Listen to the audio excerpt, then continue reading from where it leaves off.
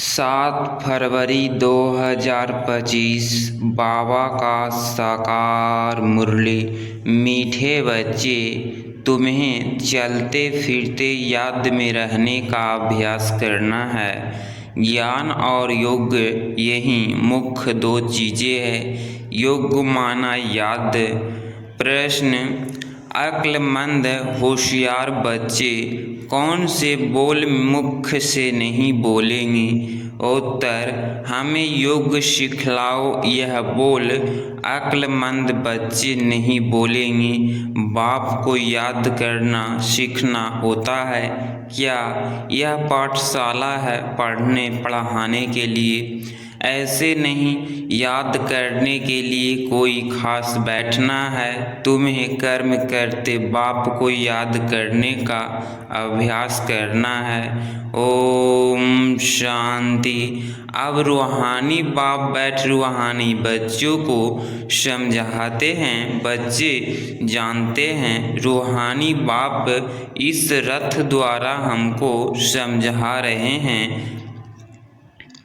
अब जबकि बच्चे हैं तो बाप को व किसी बहन व भाई को कहना कि मुझे बाबा को याद करना सिखलाओ, यह रॉन्ग हो जाता है। तुम कोई छोटी बच्चियाँ तो नहीं हो ना, यह तो जानते हो। मुख्य है रूह, वह तो अविनाशी, शरीर है विनाशी, बड़ा तो रूह हुआ ना। अज्ञान काल में यह ज्ञान किसको नहीं रहता है कि हम आत्मा हैं। शरीर द्वारा बोलते हैं, देह अभिमान में आकर ही बोलते हैं मैं यह करता हूँ। अभी तुम देही अभिमानी बने हो। जानते हो आत्मा कहती है मैं इस शरीर द्वारा बोलती हूँ, कर्म करती हूँ। आत्मा मेल है। बाप समझाते हैं यह बोल बहुत करके सुन जाते हैं। कहते हैं हमको योग में बिठाओ। सामने एक बैठते हैं इस ख्याल से कि हम भी बाबा की याद में बैठें, यह भी बैठे। अब पाठशाला कोई किसके लिए नहीं है? पाठशाला तो पढ़ाई के लिए है, बाकी ऐसे नहीं। यहाँ बैठकर सिर्फ तुम्हें याद करना है। बाप ने तो समझाया है, चलते फिरते उठते बैठते बाप को याद करो। इसके लिए खास बैठने की भी दरकार नहीं।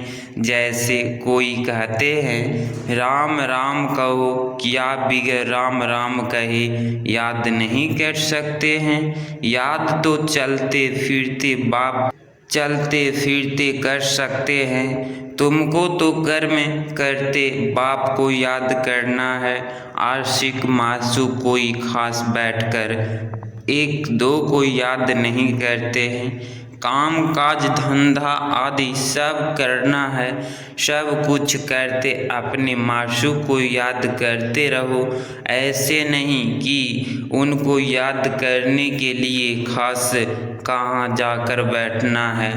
तुम बच्चे गीत व कविताएं आदि सुनाते हो तो बाबा कह देते हैं यह भक्ति मार्ग के कहते भी हैं। शांति देवा सो तो परमात्मा को भी याद करते हैं ना, कि श्री कृष्ण को ड्रामानुसार आत्मा अशांत हो पड़े हैं तो बाप को पुकारती है, क्योंकि शांति सुख ज्ञान का सागर वह है। ज्ञान और योग मुख्य दो चीज़ें हैं।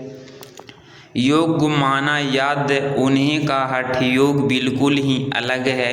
तुम्हारा है राजयोग।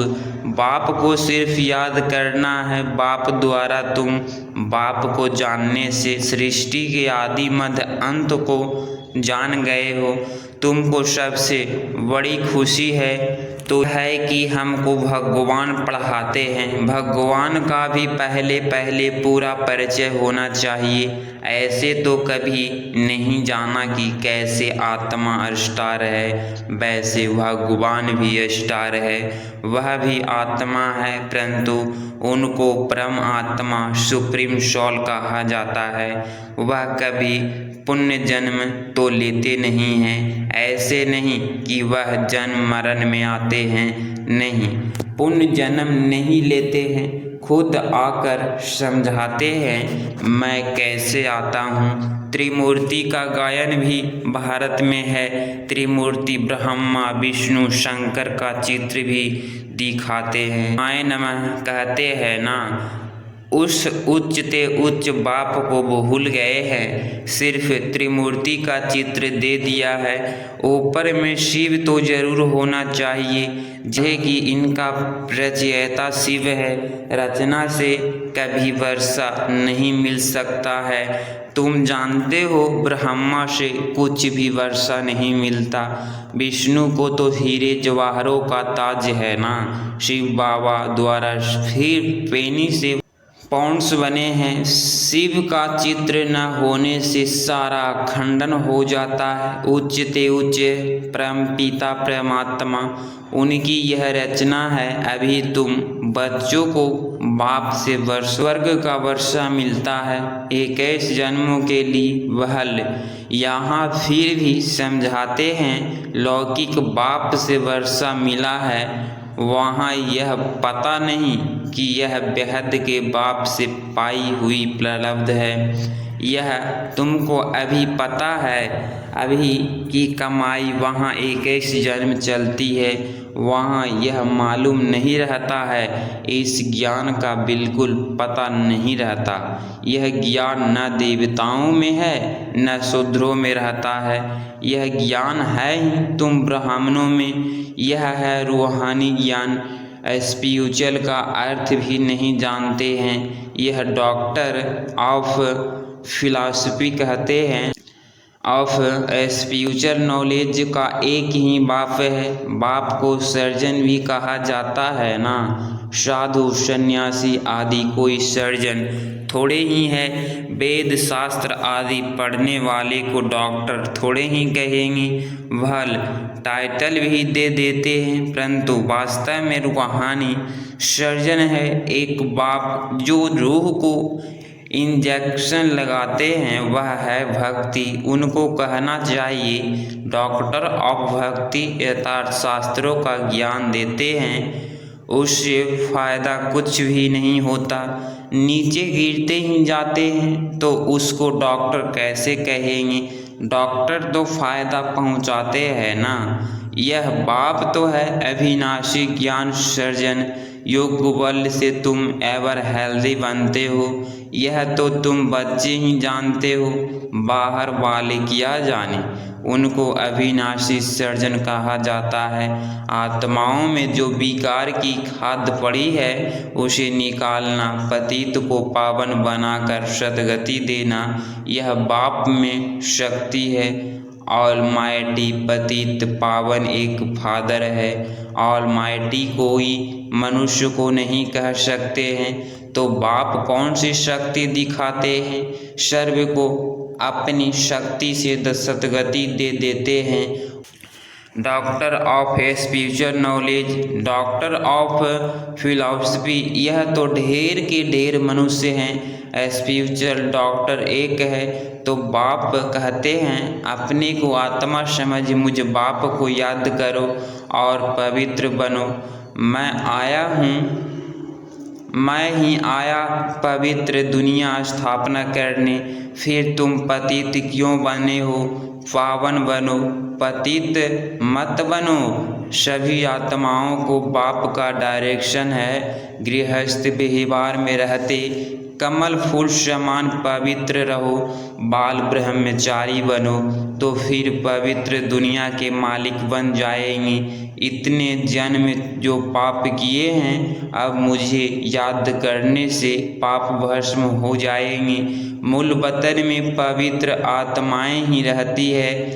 पतित कोई जा नहीं सकते हैं। बुद्धि में यह तो याद रहना ही है। बाबा हमको पढ़ाते हैं, स्टूडेंट ऐसे कहेंगे क्या कि हमको टीचर की याद सिखलाओ।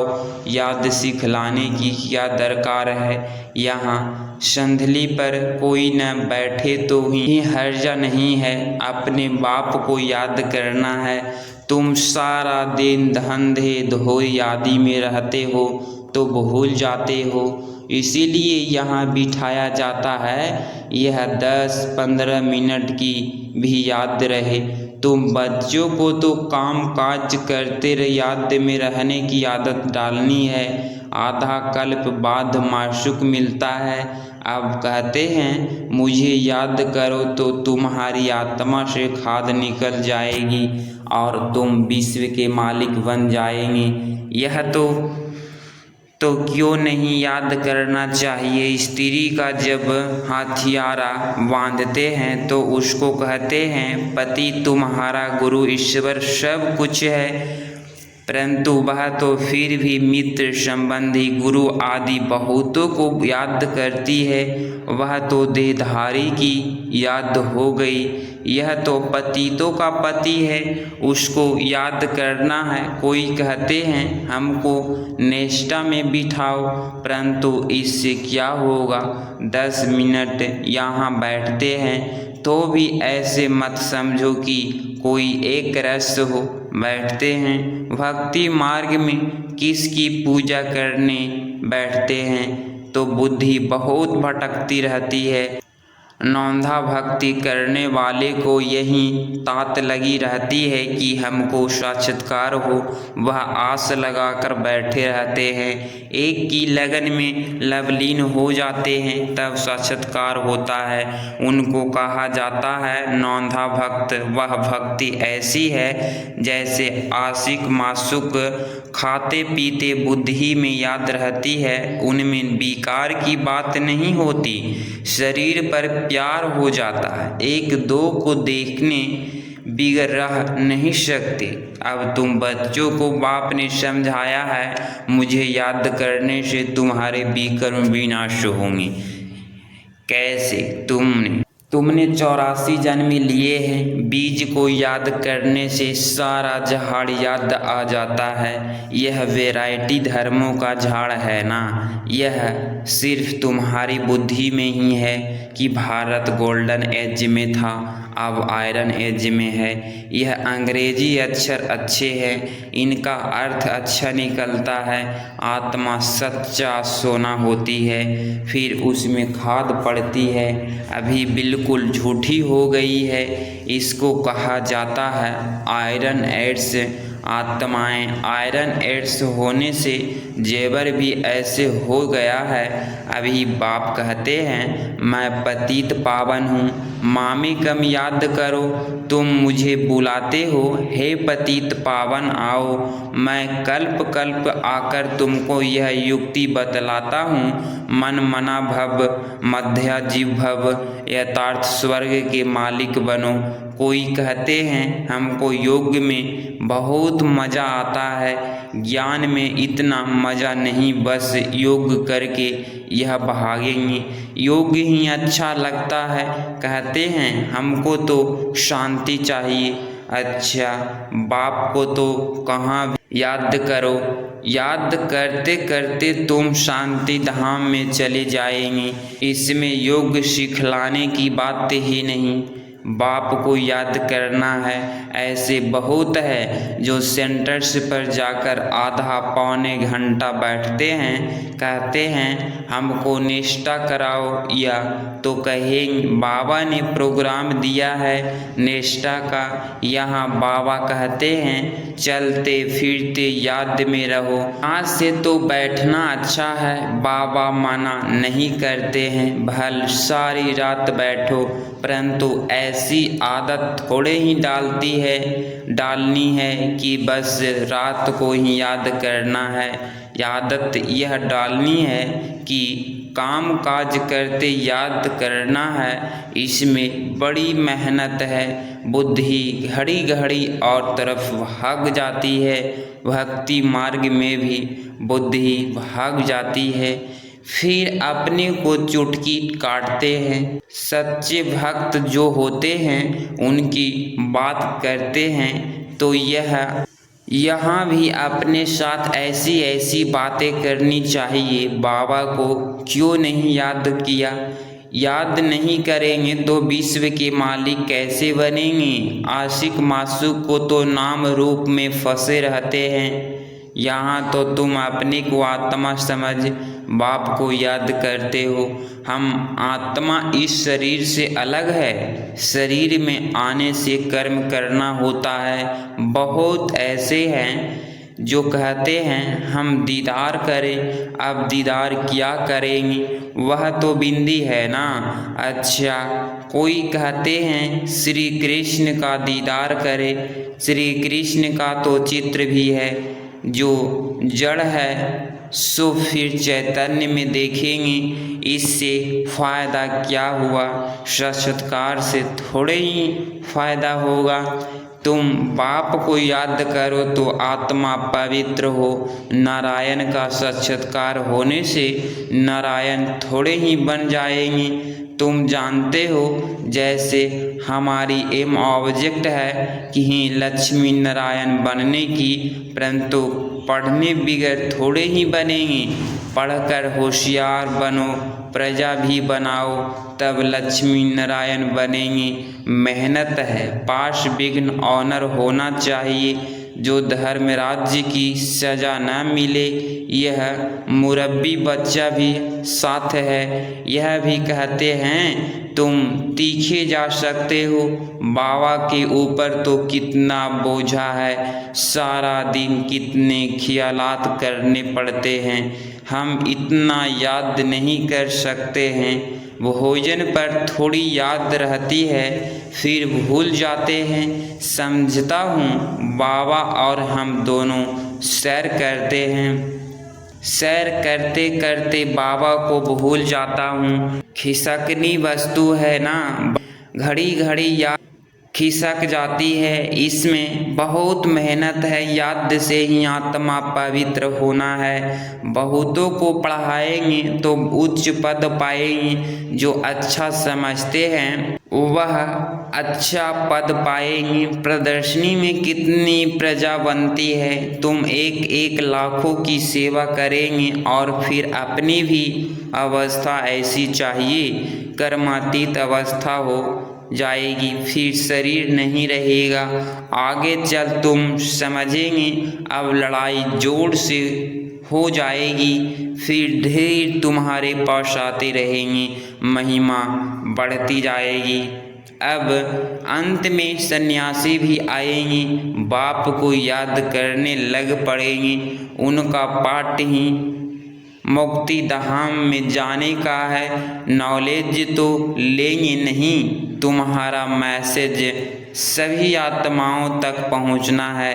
अखबारों द्वारा बहुत सुनाएंगे, कितने गांव हैं, सबको पैगाम देना है। मैसेंजर पैगंबर तुम ही हो, पतित से पावन बनाने वाला और कोई है नहीं सिवाय बाप के। ऐसे नहीं कि धर्म स्थापक किसको पावन बनाते हैं, उनका धर्म तो वृद्धि को पाना है, वह वापिस जाने का रास्ता कैसे बताएंगी। सर्व का सद्गति दाता एक है, तुम बच्चों को अपवित्र जरूर बनना है। बहुत है जो पवित्र नहीं रहते हैं, काम महाशत्रु है ना। अच्छे अच्छे बच्चे गिर पड़ते हैं, कुदृष्टि भी काम का ही अंश है, यह बड़ा शैतान है। बाप कहते हैं इस पर जीते पहनो तो जगत जीत बन जाएंगी। अच्छा, मीठे मीठे सिक्के लदे बच्चों प्रति माता पिता बाप दादा का याद प्यार और गुड मॉर्निंग। रूहानी बाप की रूहानी बच्चों को नमस्ते नमस्ते। धारणा के लिए मुख्य सार पॉइंट नंबर फर्स्ट, काम काज करते याद में रहने की आदत डालनी है। बाप के साथ जाने व पावन नई दुनिया का मालिक बनाने के लिए पवित्र जरूर बनना है। पॉइंट नंबर 2, उच्च पद पाने के लिए बहुतों की सेवा करनी है, बहुतों को पढ़ाना है। मैसेंजर बनिए है, मैसेज सभी तक पहुंचाना है। 7 फरवरी 2025 का वरदान। स्नेह की गोद में आंतरिक सुख व सर्वशक्तियों का अनुभव करने वाले यथार्थ पुरुषार्थी भव। स्पष्टीकरण, जो यथार्थ पुरुषार्थी है वो कभी मेहनत व थकावट का अनुभव नहीं करते, मोहब्बत में मस्त रहते हैं। वो संकल्प से भी सिलेंडर होने के कारण अनुभव करते हैं कि हमें बाप दादा चला रहे हैं, मेहनत के पांव से नहीं लेकिन स्नेह की गोदी में चल रहे हैं। स्नेह की गोद में सर्व प्राप्तियों की अनुभूति होने के कारण वह चलते नहीं लेकिन सदा खुशी में, आंतरिक खुश में, सर्व शक्तियों के अनुभव में उड़ते रहते हैं। स्लोगन, निश्चय रूपी फाउंडेशन पक्का है तो श्रेष्ठ जीवन का अनुभव स्वतः होता है। अव्यक्त इशारे, एकांत प्रिय बनो, एकता और एकाग्रता को अपनाओ। अनेकता में एकता तो प्रैक्टिकल में अनेक देश, अनेक भाषाएं, अनेक रूप रंग, लेकिन अनेकता में भी सबके दिल में एकता ही है, क्योंकि दिल में एक बाप है, एक श्रीमत पर चलने वाले हो। अनेक भाषाओं में होते हुए भी मन का गीत, मन की भाषा एक है। अगर इस चैनल पे आप डेली मुरली सुन रहे हैं तो चैनल को प्लीज़ सब्सक्राइब करें और प्यारा सा लाइक ज़रूर करें। मिलते हैं कल की मुरली में। ओम शांति, ओम शांति।